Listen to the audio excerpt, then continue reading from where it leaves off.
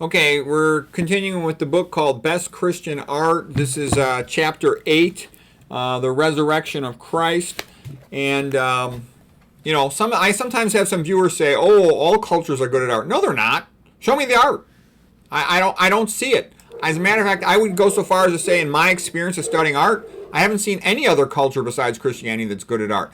Japanese are kind of have a few good things. Their anime, comic books are pretty good. They got a lot of landscape watercolors. That's nice, but it's not anywhere in the ballpark of quality as Christian art.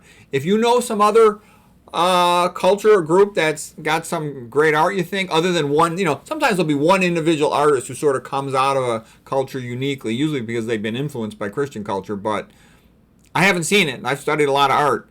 Okay, so anyways, here's the first painting. Christ's Descent into Limbo, similar to Purgatory, okay, by Andrea Mantegna, 1497, okay, after the crucifixion and his death. Okay, the next painting here is, more of the same sort of thing. This is Christ's Descent into Limbo, this one by Domenico Beccafumi from 1535. Oops, sorry, I got to shrink my picture here.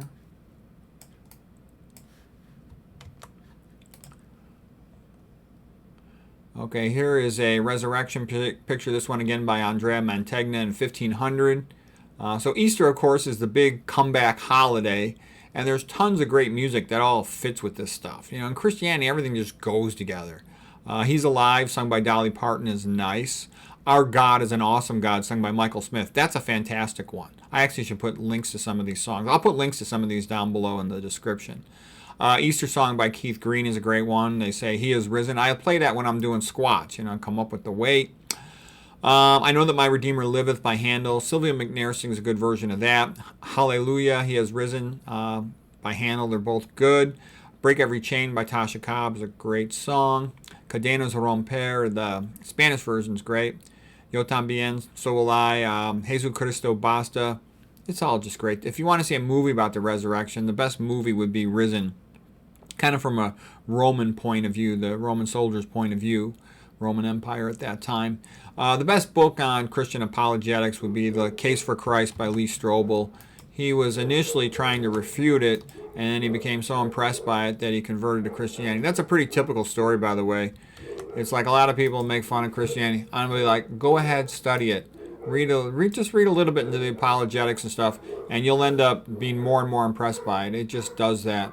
Okay, this painting by Mikhail Nestorov, the Russian artist from 1892. Russia had a lot of good artists in the 1800s. Before they went atheist, they used to be actually really good at literature and art. So, people say, oh, the Russian communists, they're fucking morons. They can't do anything. They stink at everything other than sports because they're on steroids. But they actually were pretty smart and produced a lot of great stuff before they went down to the garbage can after 1917. Okay. After the resurrection, Christ appeared to 500 people. The apostles, 11 out of the 12 apostles went to their martyrdom too. They wouldn't have done that if they didn't believe in the whole situation with the resurrection. Good luck getting people to martyrdom for something else. All right, here is The Resurrection of Christ. This painting by Carl Bloch. He did a real nice series of paintings on the life of Christ. This one's from 1875. This one is by Noel Koipel, another painting of the resurrection. Okay. So it just goes on and on. They had to have the paintings in all the churches to teach the illiterate masses. So you'll see them. Okay, here's the book, and this is a great book. It's very easy to read. It's made into a movie. The movie's excellent. It's real easy to read. There's an audio CD version of it. So basically, this guy, Lee Strobel, was a young reporter, and his wife was Christian, and he thought it was nonsense, so then he decided to study it. And he was kind of like a detective reporter, too, so he's very used to trying to getting to the truth in the bottom of situations. And he actually traveled all over the world interviewing all these different experts.